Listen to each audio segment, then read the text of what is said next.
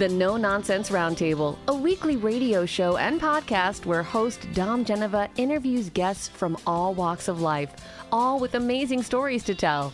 And now, here's your host, Dom Genova. Well, everybody, my guest in front of me right now has been on the show a couple of times. I am absolutely honored to have him on the show. He is he's talented. I would say I like Yiddish words. He's a mensch. He is a great guy, very talented fellow, and his name is Jeff Tyzik. And the official title is Principal Pops Conductor for a number of different orchestras, right? Right. Yeah. Right now it's Detroit, Oregon, Rochester, and Dallas Symphony. Okay. Yeah. And in 1986 Grammy winner, right? That was with you produced the album with Doc Severinsen, right? Right. The Well, first that Tonight Show Band album, and that was actually under Amherst Records, which was the great Lenny Silver, who owned the record theaters in Rochester and Buffalo and all throughout the Northeast. He had a small record company, and he would take on certain artists. Actually, he took me on and signed me to Capitol and Polydor. And probably his most well-known group that he signed was Spyro Gyra. So he had them okay. before they went to MCA, and so he would do that. And he and I were talking one time, and he said, what do you think we should do? I'd like to do something that would be interesting. And I said, well, nobody has ever recorded the Tonight Show Band with Doc Severinsen. He was like, let's do it. So we contacted Doc, who's a great friend of mine. And I said, we want to do this project. And he was all in. So we went into the studio in LA with the band.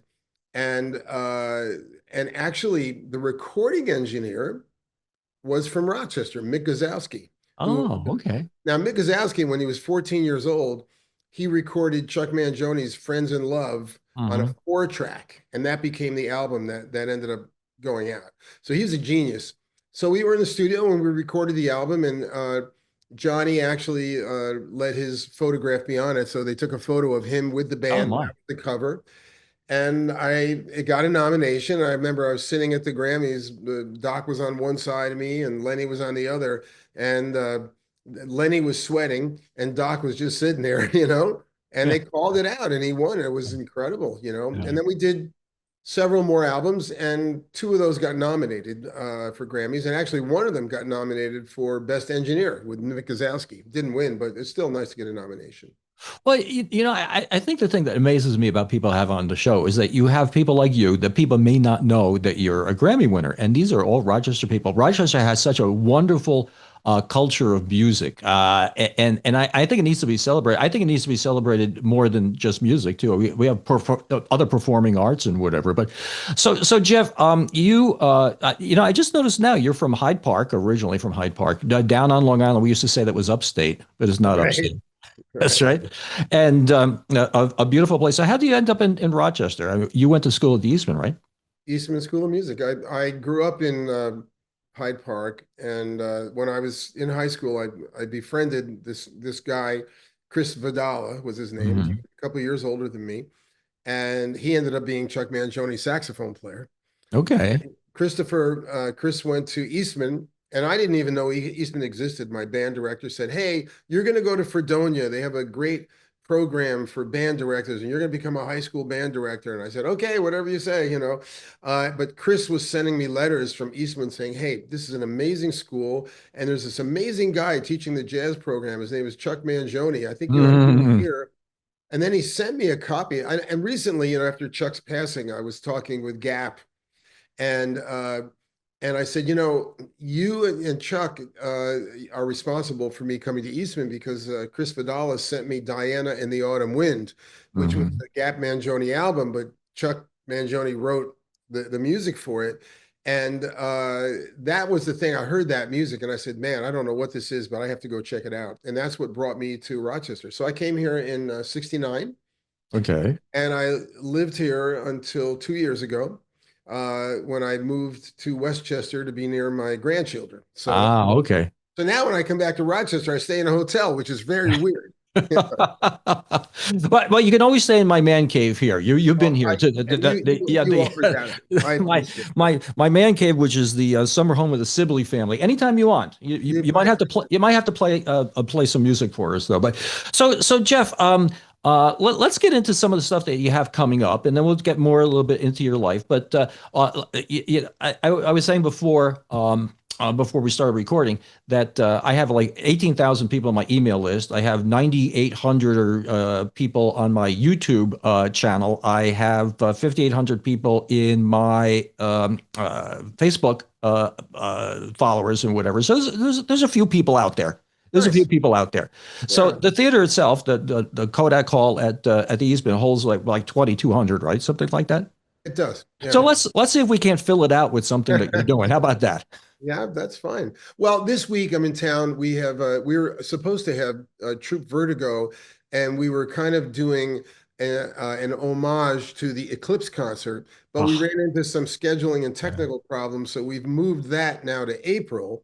And the concert that was supposed to be in April is called Hmm. Fiesta Sinfonica, and it features the Mambo Kings, actually from Rochester, New York, and Ah. a Mexican soprano, Camille Zamora, international star. So we moved that to November. So that's this week. Of course, we have the incredible holiday concerts coming up with the High School Festival Chorale. It's Mhm. I get almost choked just thinking about those incredible young musicians. Yeah. There's usually 150 to 175, and they're from 36 different high schools in our 7 county area, Mhm. including the city. We don't turn anybody away. So these kids are amazing.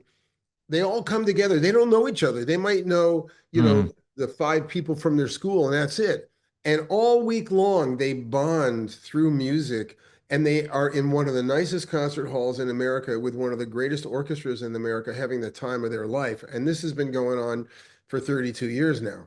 So I Mhm. now have met the parents who were students and were in. There's this young woman who works at the Monroe County Airport, and I used to see her when I was leaving on Delta or something. She'd go, "Hi, Mr. Tyzik," and I was like, "You were in the first festival high school chorale. Mhm. You don't have to call me Mr. Tyzik anymore." "Oh, yes, I Yeah. do."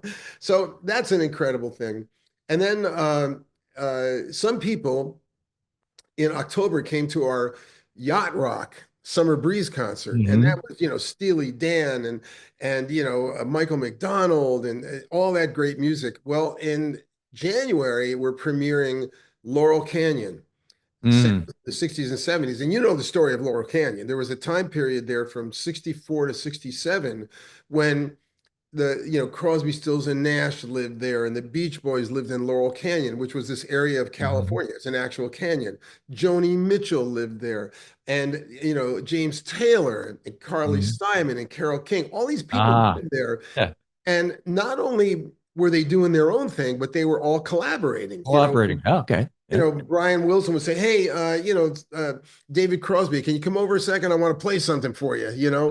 And Ringo Starr recently told a story about how he and Paul drove up to the house where Crosby, Stills, and Nash were staying, and they're all in the backyard naked, like smoking grass. And they looked over and they saw Yeah. Yeah. Paul and Ringo, and they ran into the house and put their clothes on. So it's Yeah. kind of crazy, but the music that came out of that era, I mean, if you can imagine, Sweet Judy Blue Eyes and Oh, yeah. Guinevere by Crosby, Stills, and Nash, and Down to You by Joni Mitchell. I mean, that Oh, is yeah. an incredible piece. So that concert's coming up in January. So we're busy. Oh, that's really good. You know what? One thing I want to touch on with you and I get your opinion on, just in a very simple way. So I did this survey on my website, and it seems like musicians are starting now to start polarizing, start having some very polarizing opinions that they feel compelled to to voice. And when I had a car dealership, I tried to make sure that I had Republicans and Democrats that bought cars from me. I tried not to tick off anybody. I had a dealer I called on in North Carolina that had a Chrysler Plymouth dealership, and he ran for mayor. and he lost half of his customers, and he lost the election too. So Mm. I think that's something that they just weren't as vocal as they were years ago. I mean, they're more vocal than they were years ago. Maybe it's because of the internet; it's easier to do. But what's your opinion about that? Well, first of all, I don't agree with your last statement because, I like you and I grew up during Hmm. Vietnam, and musicians were really vocal during that time Hmm. period, as you remember. Um, and if you look at our country, if you and I read this book a while Hmm. ago by David McCullough, it's John Adams, and it's about John Adams, but it's mainly about America and the beginnings of America. And Hmm. actually, what he says in the book about how there's been this polarization from the beginning. And now, if you watch the Ken Burns Hmm. Revolutionary War, you see that. So there is Hmm. all this stuff going on. And as artists, that affects how we think, sometimes what we write, what we say, what we Hmm. do. But I can't speak to social media, but I have a rule in my concerts. And Okay. that is, yeah, when you come and we're gonna, perform music for people, the music is the message. That's how we express ourselves and our emotions through. Hmm. I do not allow either political or religious speeches coming from the stage. Just God because bless you. Yeah. just because you have a microphone doesn't make you any more important than anyone around you. You're just louder because you have a microphone in that Hmm. Yeah. instance. And I had an example, where a musician one time went into this, and they were kind of warned because they turned in a bio which had some provocative Hmm. uh, information in it, and we anesthetized the bio because, again, it Hmm. was an opinion about something. And then, they came out on stage, and in the middle of their performance, went into this, 2 or 3 minute monologue about the forbidden, forbidden subjects, Hmm. their politics or religion. And that's the last time we ever work together. It's never going to happen because I don't believe in it. I think there are ways to send messages. And I ran up against that myself this summer. Every summer I do a Fourth of July concert in Vail, Colorado, Hmm. and it's really an incredible statement. This music, all this patriotic music, but some people say, well, why are you doing patriotic music? And then I bring out on stage a wounded warrior Hmm. to narrate this incredible piece called Gardens of Stone, which is based on four presidential speeches. One of them is Abraham Lincoln, one is Ronald Reagan, uh, Hmm. and one is Eisenhower, and one is John F. Kennedy. And it's all about Gardens of Stone, which is about Arlington and Gettysburg and Normandy. It's an incredibly important piece. The piece says everything we need to know. Hmm. It says everything. We don't have to give our opinion. So I am not into that. Uh, I don't believe that a concert hall is the place for that. And I think people Hmm. come for what is advertised. They come to hear some Yeah. great music and to be moved by it. And I think that's the end of the story. The music tells the Yeah. story. Yeah. I very much agree with you. I don't expect my priest to sing. Yeah. Well, You know, I they're mean, singing the king. somebody singing. I expect him not to preach. That's sort Right. of what it is. And the other thing that's amazing to me, I'm looking at this just from a marketing guy. You don't know who you're ticking off. If you have a sponsor that doesn't believe in what you're saying, then you are eliminating that sponsor from and the sponsor won't tell you. So let's lighten this up a little bit now. So what is the most fun thing you're doing now in this age that you're in now? So. I am doing, I'm at the point now where 95% of what I'm doing is what I really want to do. Uh-huh. Yeah. And it didn't used to be that way. There were Oh some, yeah, yeah, yeah, but if an orchestra calls and it's not a program I want to do, I don't do it. yeah, yeah. This week is kind of fun for me in Rochester because not only am I conducting the Rochester Philharmonic Orchestra, I'm Hmm. conducting the Rochester Youth Philharmonic Orchestra, Ah, yeah. and we're doing a concert on Sunday. And these young musicians are unbelievable. Yeah. They're incredibly talented, but they've also done the work because you can Yeah. have a lot of talented and be Yep. gifted, but if you don't do the work, Right. so I'm on stage with like 75 young people who are just so juiced about the music. Mm. It's a beautiful thing. So, I'm really loving pretty much everything I'm doing. And I just got a new 7 fairway wood, a new Callaway fairway wood 7 with a 21 degree loft. And I just took 9 strokes off my game. That tells you how bad I was. Jeff, I've said on the show like 16 different times, I found cheaper ways of humiliating myself than playing golf. Well, I love it. And now I'm just so terrible at it. What I Yeah. like is, Yeah. we all lead complicated Oh, yeah, lives yeah. Yeah. with everything. But what I like about golf is it's just this little white ball that I got to get in a hole Yeah. 500 yards away from me. Yeah. And that's all I'm thinking about. I'm not Yeah. thinking about anything else. So to me, it's a Zen experience. And I don't get into like, the competitive nature of it. I Yeah. just Yeah. love the joy of being in a beautiful environment because most golf courses are pretty beautiful Oh, environments. yeah, they are. Yeah. Matter of fact, one time I played at the Plantation on Mm. Maui, and it was a fluke that I turned out to happen. But I mean, you're on this tee and you're looking out at the ocean and Molokai and you're seeing whales jumping. I mean, it was just an incredible, Zen experience. Mm. So I love Like, doing that, and yeah. Well, but you get to a point in life when we get a little bit older like this and we have freedom. And that's what you're talking about. That's the only thing that success and money gets you is freedom. You can do what you want and yeah. you can make your choices and you're not being stressed by the point that you got to go and work 16 hours a day to support yourself. So, Well, I had you a know, little you know. in the middle of my rehearsal with the kids, the young musicians Mhm. last night. One of them said, well, I always like to do this. So we have had a number of rehearsals together. Mhm. But then in the last rehearsal, I said, we're going to take 15 minutes and you can ask any question of me you'd like to, or my colleague, Herb Smith, other conductor. Mm. One of the kids said, do you have any regrets? And I thought about it and I said, not really. I have had Mhm. musical disasters in my life. Yep. I've had a number of musical disasters. I mean, by no means is that the largest percentage, but I've had a number. But Oh, I sure. learned from every one of those, like Mhm. I like just an amazing lesson that you can't get any other way than by failing. Right.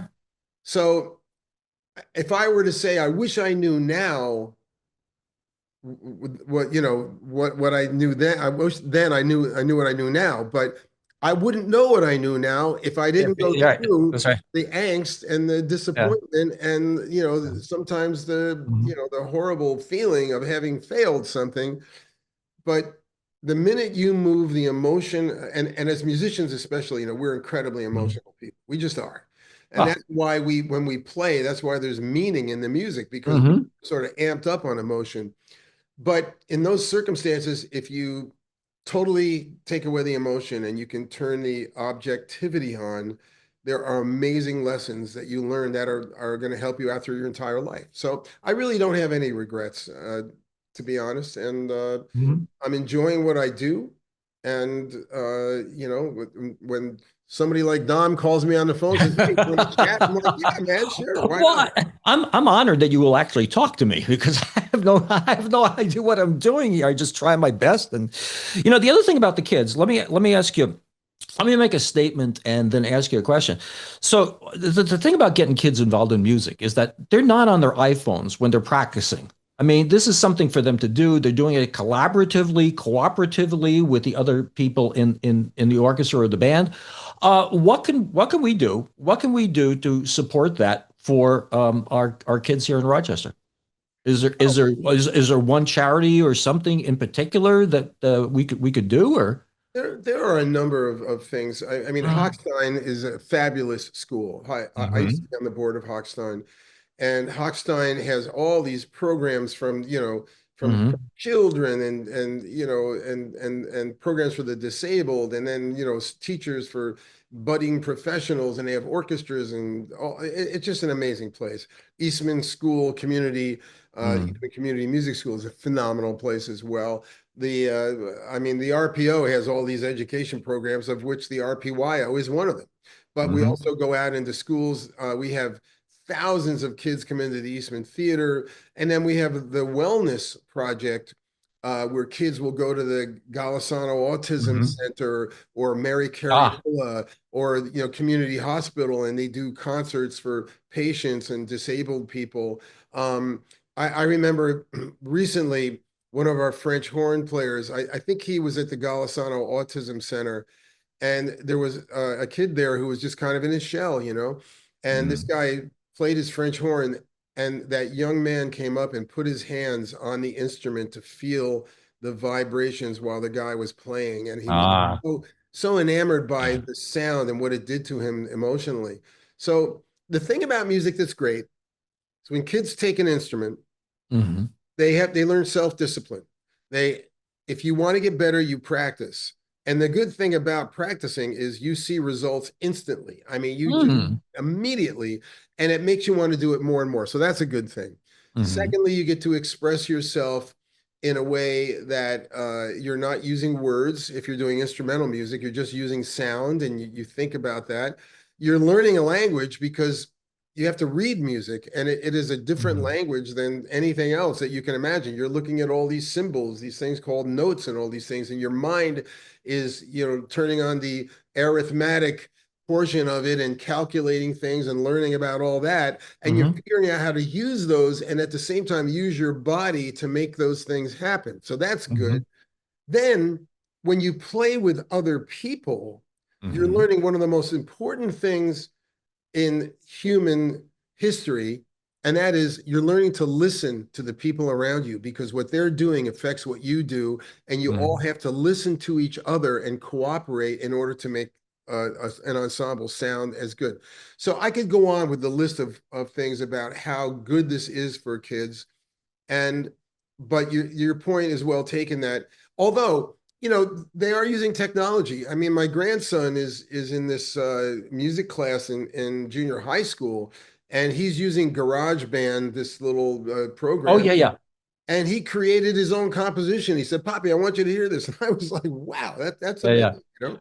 And a lot of this is interesting. A lot of kids and a lot of musicians and conductors now, instead of walking out and putting their score on the podium, they're putting an iPad, Oh, yeah. and the score is in the iPad, and they have a foot switch that turns the pages. Yeah.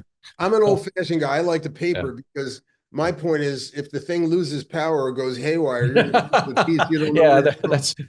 that's right. The other thing I want to mention to people before we go is your incredible ability to compose and arrange. And I'm still impressed uh, with the solar eclipse special that you did at what they used to call the War Memorial. It's the Blue Cross Arena. Blue Cross brain cramp right now.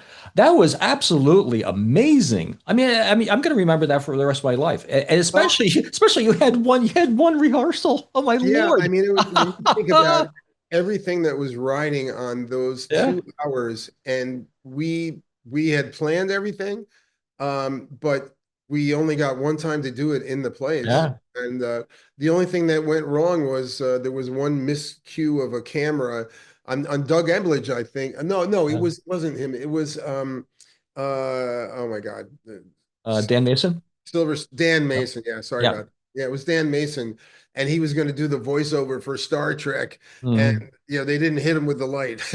Yeah. But I mean, when you Yeah. think about what went Yeah. on that night and what could have happened, the disasters, it was just so many people at the top of their game saying, "We're going to make this happen." And Yeah. people owned what they had to do. Everybody who had to do something owned it. We Hmm. didn't need like people tell you, "No, don't forget this." Like everybody said, "I've got this. I know Right. what my Yeah. part is, and I'm going to do it." Yeah. And it was one of the I'd say most memorable evenings for me too, in terms of concerts in Rochester. It was pretty. It was wacky. Yeah. Well, the thing is, it might sound sentimental or silly or stupid or something like that, but yeah, I'm always going to remember that. I'm going to remember that to the day I die. Yeah, I was at the game six. I think it was game six at the when Reggie Jackson hit the 3 home runs. Okay, I was there. Remember that for the rest of my life, right? yeah, Going to yeah. remember this this Such a eclipse concert. spectacular for the rest of my life. Oh, great. So Yeah. so anything else? Any other communications you would like to communicate to our people that are listening, or go look Well, later on that? as I continue to go around the country and Mhm. also other parts of the world, which I haven't done recently, but I've conducted in Kuala Lumpur and I've conducted in Scotland and bunch of different. In the matter of fact, one time I was in Monaco uh, Mhm. with like the incredible orchestra there, but we have one of the best orchestras in the country. Oh yeah. And 2 years ago, I conducted New York Philharmonic. I mean, Yeah. and Yeah. Philadelphia and Cleveland. We have Yeah. one of the best orchestras in America right here in Rochester. I don't know that people often realize that, but we do. And Yeah. we're just so lucky that those people also live in our community. They teach our kids musical instruments. They shop at Wegmans or Tops or Mhm. whatever. I mean, they're part of our community, but they provide such beauty and spiritual energy, positive energy to Rochester, and it's really a treasure. And it's been my incredible honor to be part of that for I think going on 33 years now. Jeff, I have this philosophy of life, and people either get it or they don't get it. If somebody doesn't get it, you can't teach get it. Okay, and you get it. You Right. get it. Yeah. Naomi Silver, the Reverends, they get it. The Wegman family, they get it. Okay. You Yeah. get it. And I really do appreciate it. Thank you ever so much for everything you've done, your friendship, you're coming on the show with me, and anything I can do to help the younger people with with their music activities, I would like to do. And with that, I think we're just about out of time, my friend. Hey, great. Well, listen, I'll check my phone tomorrow. Call me and we'll do this again tomorrow afternoon. Yeah, come over. I'll make some food for you. Oh man, All right, man. I make a Thank you. great And great thank you clam for sauce. Great thank clam you. sauce. All right. That's one of my specialties too. Vongole. It's one of my Okay, there you go. But thanks for giving people a chance here in Rochester to hear some conversations and some Yeah. thoughtful things. Appreciate it. Well, I tell you, I'm just doing what I think I should do, and the cards lay where they lay. That's all. And I try not, the other thing I try not to do. I think people realize this. This is no nonsense roundtable. I'm not like in your face. I got that. There's enough of that in the world. Right. All right, my friend. Thank you. Take care. Bye. Thanks for listening. You can find our previous shows at nononsenseroundtable.com. Don't forget to like and subscribe, and we'll make more.